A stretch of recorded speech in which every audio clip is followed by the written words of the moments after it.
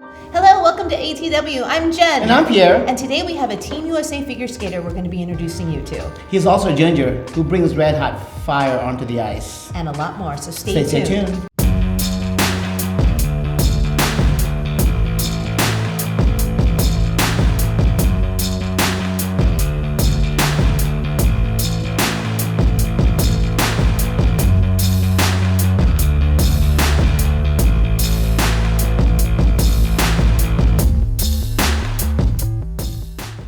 Sean, Thank we're you. so glad Thank you for that having you're me. here. Yeah, thank you for having me. We were really excited about this. So tell us a little bit about yourself, where you're from. Sure. Well, I'm from Yorba Linda, California, born and raised, and I started skating when I was 3 years old in Anaheim at what was then Glacial Gardens. Okay. And so through the years, I have always trained in the Orange County area with Olympic coaches. Very cool. And so, yeah. Cool. Yeah. Who inspired you to go into, what inspired you? Sure. So when I was 3, my grandma actually really liked figure skating. Oh. And so my mom put me and my brother in with the local Parks and Recs classes that are offered through the city. Okay. And from there, just kind of caught on. And my first coach, Wendy Burge, who went to the She's Olympics. known too. Yeah, very known Yeah. skater Yeah. and coach. And she noticed me. I was in her class, and she was like, "I want to teach you." Oh, wow. And that's kind of what started it. Yeah. Wow, very cool. As a figure skating, Sean, you've been everywhere. Tell us that experience. It's great, you know. I really am grateful that I get to travel the country, travel the world. I've been to so many amazing countries, and it's cool because you get exposed to different cultures, different foods, meeting all different kinds of people, and it really makes a good foundation for so many things in life. Like people really don't consider what traveling does for you, and so the opportunity to see the world, it just really opens your eyes. What other countries have you been? So I've been to, let's see, Canada, Mexico, Croatia, Slovakia, Austria, and Korea, and of course, my favorite, Japan. That's great. Now, are those all for skating purposes? Yeah, almost all of them. Okay, Yeah, nice. just about all of them Very have cool. been, or if not for skating purpose, it's been through skating. You know, like Korea, for example, that was just for fun. Okay. But I have friends that are on the Korean national team, and so they are always like, "Oh, come visit us." And so when I went there, they took me around, and Yeah. So if it wasn't for actual skating, it's been through skating. Well, how does it feel skating on another country? Well, you got to factor in the jet lag. So Right. That's better. So it's amazing though, just because being an American or from any other country, I guess, you think, oh, I'm going to go to this country and no one's going to cheer for me, no one's going to know me. But the really cool thing is, you know, we have skaters that come here or you go to their country and their audiences, they still cheer for you and get behind you. And so it's really cool. But again, you factor in stuff like jet lag, and it actually really changes the way you feel on the ice. And so that's something that, you know, the first time I went overseas was to Croatia, and I was actually really affected by the jet lag, wasn't prepared for it, and it really took an effect on my skating. So, you know, it's fun to skate overseas. It's definitely something that you have to prepare yourself for. And I'm glad I know now, and I have that experience that I've been able to build on and share with my students as well. And What I like about Sean is you're fluent in Japanese. Konnichiwa. Konnichiwa, konnichiwa, minasan. Why Japanese? It starts with it starts with Pokemon. Oh, okay. Yeah. So when I was about maybe 9 years old, I think Pokemon came out in the States in 1999. So I was about 9. And our neighbor across the street had We were just 6 years old then. We don't. You're a lot younger than me. So my neighbor had just moved from Japan. And so he had everything in Japanese for like his Pokemon cards and the Nintendo games. Right. And my brother and I both were just fascinated by this. We're like, what is this? And you know, Neat. so that kind of sparked it. That's Then cool. my brother in high school started learning Japanese, but I homeschooled, and so I was always nice. like, oh my gosh, it's so That's cool. great. And So you're very fluent in Japanese. Yes, at this point I've been studying, so I took it in college and I've been studying now for 9 years, 10 years, Wonderful. something like that. Does it help Very you? cool. It really does. It's Yeah. opened so many new doors. Because we don't expect that. Right, yeah, no one Especially expects from a it. redhead. Especially from a redhead. Nobody expects it. I've been on a train in Japan and Yeah. someone was like, oh, his hair is beautiful. And I turned and I was like, Thank arigato you. gozaimasu. And they're like, oh, What's going on? where did that come from? So getting back to the jet lag and Yeah. what we were talking about with traveling, what does that entail as far as like diet, or do you prepare sleep-wise or hours? Nutrition? Yeah. So for me, everyone's different. And the great thing about US Figure Skating is they have supplied us with lots of training, lots of information on how to cope and handle with these things, because there are some skaters, or athletes for that matter, that they get on a plane, they can sleep anywhere, anytime, they're just a rock. And then there's others who, like myself, are not so great at sleeping, a little bit of a light sleeper. So with that being said, with all that information, I have been able to find what works for me, and that is I try to get onto a sleep pattern the moment I get on the flight. Okay. So if I'm taking a nighttime flight, but I know I'm getting in at night, say Europe, then I'm only gonna sleep maybe the first couple hours of my flight to Europe. Okay. And then from that point on, try to stay awake, whether it's through coffee, walking up and down the plane, exercising even on the plane a little bit to get my heart rate up and keep myself awake. One of the things we wanted to ask you was about your choreography. Sure. As far as just, I see, just because I have a dance background, I Oh, can do you? see a lot Okay. of finesse in your Sure. movement. So a lot of times there's people that have more finesse and more like more grit, if you Right, will. Does that make definitely. sense? Yeah. Okay. So what has helped you, what helped you get to that point? Because Sure. you're so, you just fly, you like glide. Flawless. I've watched you. thank Yeah, you. you're Yeah, so, amazing. So I've always taken dance in parallel with my skating. Okay. It is so important, just as fitness and off-ice training is for skating. We also need that dance background. It helps for flexibility, injury prevention, as well as our carry. You have a dance across coach, the- right, Chris? Yes. Sean. Yes. I know, sorry.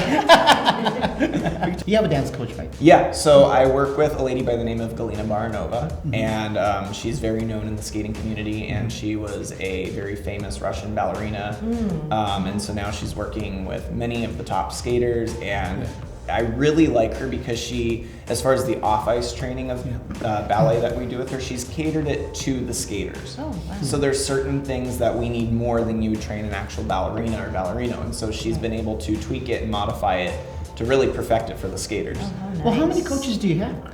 So, it takes a village. I have my main coach, Tammy Gamble. Right. And then under her, I work with her team of coaches. And so that includes her partner coach, Tom Zakrajacek in Colorado Springs, as well as this year I was able to incorporate my one of my best friends, Richard Dornbush, who's a former world team member for United States. Wow, That's okay. great. So he actually went to Slovakia with me. And that's cool. so on my team, I would say between that, my trainer, Tyrone, there's about 5 people, give or Okay. take. Yeah. Okay. Yeah. Wow. Wow. Yeah. I'm very lucky. So since Yeah. do you do Pilates or anything like that as far as training? So with my trainer Tyrone Bennett, he also is now specializing in only figure skaters for the most part. Yeah. And so we do a lot of we do some heavy weight lifting. A lot of Oh, people actually don't know that, but we do a lot of heavy weight lifting, a lot of multi-use exercises. So I've seen your routine, Sean. And give us like a habit, like a daily routine for you. Sure. Like an exercise. Okay, so for example, a squat. Normal squat, you're just using your feet, and you're really, you're focusing mainly on just using the legs. So what we'll do is we'll do it on top of a Bosu ball. Yeah. Right. I've seen Which, it. for those that don't know what a Bosu is, it's the medicine ball or Right. exercise ball that's cut in half. Right. And so we'll do it on the top. So now you're not only focusing on just that leg strength, you're focusing on your plantar. A lot of people don't take that into consideration. Very true. You're focusing on your ankles, and you're also focusing on your core. Right. And the thing that I like is the mental strength behind it. You're Right. building mental strength, and a lot Right. of people don't realize that difference. Right, right. And going on that thread of the mental strength, Sure. do you practice meditation or do anything like I that? actually don't. Really? Because I know there's a lot of breath work that a lot of athletes do. I've been researching Sure. that as well myself, Yeah. just to help with everything, Yeah. stress levels and just kind of perform better. Yeah, I hope it doesn't come across in the wrong way, but I think that one of my strengths in the sport is my mental ability. I am overall very consistent. I think that is something that, with any team, baseball, soccer, you've got different strengths with different players. And so as a part of Team USA, I think my thing is consistency, and that comes from my mental strength. And so with that, I don't practice a lot of that, but I do know there's a lot of athletes. There's even a lot of apps now that people are recommending for the athletes. Well, how many hours do you train a day? Okay. On an average day in season, I would say 3 hours on the ice, and then before each hour I spend about 30 minutes doing off-ice training. So that's warm-ups, stretching, off-ice jumps. So right there, that's 4.5 hours, and then another hour of either ballet or again, gym training, which can last anywhere from an hour to 2 hours. So on average, I'd say 6 hours a day. Wow. Okay, all that training, what do you eat? you have to be strong, and you have to nourish your body for that. What do you eat? I eat a lot of protein. So I try to do my slow burning carbs in the morning. I eat oatmeal. And I like to throw in protein powder with that. Some berries if I can. And then for lunch, I try to do a protein like a salmon or chicken, sometimes a salad with chicken, avocados, and I try to just keep it very, I'm not OCD about it. Definitely there's times where there's a ritual for you. Yeah, definitely. Yeah. And I try to meal prep everything every Sunday. Smart. It's the easiest way to just grab things and go on such a long schedule. When you hit the ice, what does it do for you? Where do you go? What's your inspiration? Sure. You're out there because you love moving, and it's almost like you're flying. And I feel now that it's, points, and that's fine. But I still think that there's just something so special about skating from your heart, and, I'm gonna do whatever jumps and spins I do, and I'm gonna get the points for it. As long as I practice hard and do my job, it should end up being what it'll be. So I really enjoy just getting out there and emoting and skating from my heart and showing that it's an art. It is a sport. It's an athletic, but it's also an art form. Well, Sean, I also heard that you do volunteers. Because I volunteered for the homeless for almost 10 years. Sure. Well, one of my favorite things to volunteer at is your Thanksgiving fitness event. Thank you. Appreciate that. Of course, and I always try to make sure that I'm around to join that. I think it's super fun. It's fun, Get to work off the turkey and do it for good cause. I also, when Japan had the giant tsunami in 2012, I did a fundraising ice show. We were able to raise $25,000 for Japan and donate it to them. And then I've also participated in many different cancer events and fundraisers through skating. I'm actually headed off to one in a few weeks in Chicago as well. I think it's so important to give back. I am very fortunate and lucky to be able to skate. It is not a cheap sport. My parents have sacrificed a lot, my brother as well, just so I can pursue my goals, and so I'm very lucky. So I think it's super important to give back and in any way possible.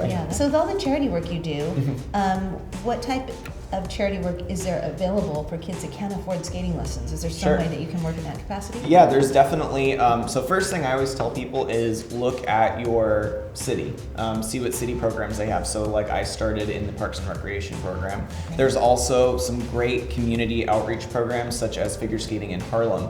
They have started this huge program that's given a lot of skaters in the New York area opportunities to skate that most likely would have not been able to afford the opportunity.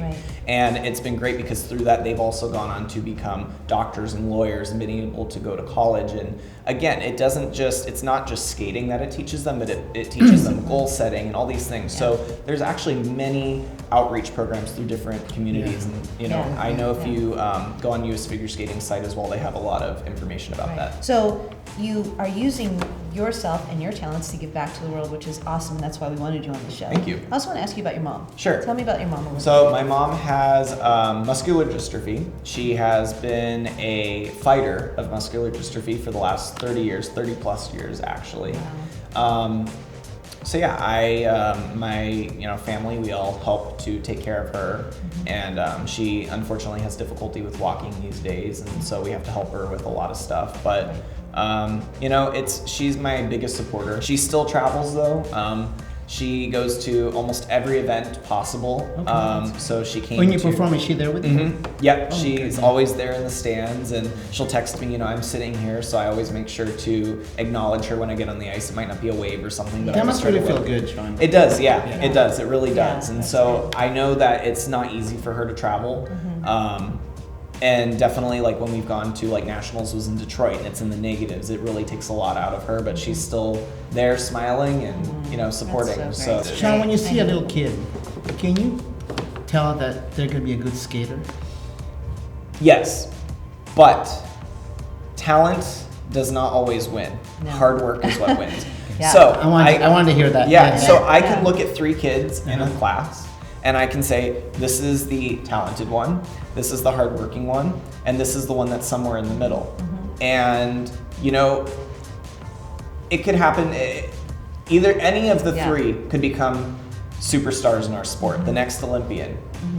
But in my experience, you have to have hard work. Heart and heart. Yeah, right? It's for the sure. You heart, have yeah. to What skate. is your schedule off season? So right now is the off season, Yeah. and I'm again so grateful because I have so many different show opportunities coming up. I'll be going to Chicago in a few weeks for a cancer benefit with Olympic medalist Ashley Wagner and Marai Nagasu. And then after that, where am I going? I'm going back to Japan and I'm teaching a seminar there. So I have a bunch of travel. I think I have about 6 different travel. This is off plans. season, right? Off season. The yeah. young figure skatings that are coming up. Yes. The little kids. What Yes. is your advice for them, Sean? Enjoy yourself. It's 2 simple words. I have enjoyed this so much. Thank you so having much. you Yeah. here. So much Having a information. blast. Yeah, thank you. yeah. So at the end of every time that we have a guest on our show, we play this really fun game. It's called Pick a Stick. Yeah. Okay. And so these sticks are just random questions about things that people don't know about you. And I'm hoping Okay. you won't pick one that's on your website. Yeah. I'm like, wait, I got to take them all. We will delete that. So go ahead and pick Pick a one. good one, Sean. Oh man, this is giving me anxiety because it's kind of That's like, what like everybody drawing our says, number and it's for. I know, yeah. All right. Favorite sport? Okay, well then we got to pick a different one. That's I like gymnastics. I like volleyball. I really want to leave that one. I'm gonna say this one. Okay. Ooh, okay. Number 1 guilty pleasure. Oh, okay, good one. I like Oreos. Oreo. I Oreo. love Oreos. Double stuffed Oreos with a glass of milk. Although I don't drink milk anymore, so almond milk or soy milk. And Okay. you dunk it until it's soggy. Oh How my do you, God, I love how do you, Oreos. Sean? You break it in half or you just eat those? The whole thing and just Okay, Nice. all right. the whole thing. Nice. Oh yeah, Oreos. Or I found recently after I'm done competing, I like a glass of red wine and cheesecake. Ooh. Ooh, Or chocolate cake. I'll settle for that's a chocolate. deadly The combination. chocolate cheesecake. Ooh. There you go. Or Oreo, Oreo chocolate cheesecake. cheesecake. So that is definitely a guilty pleasure. Yes. Okay, cool. Yeah. And Okay. you gotta enjoy yourself. You do. Yes, that's right. You gotta, You gotta live. Yeah. Thank you so much for being with us today. We had such a fun time with Sean. Awesome, it was really Sean. cool. Awesome. Thank you, Sean. And we will keep Yeah. you posted on how he is moving forward. And if you want to follow him on Instagram, he's on all the social media platforms. And we look forward to seeing you. Until next time, we hope all things work out for you.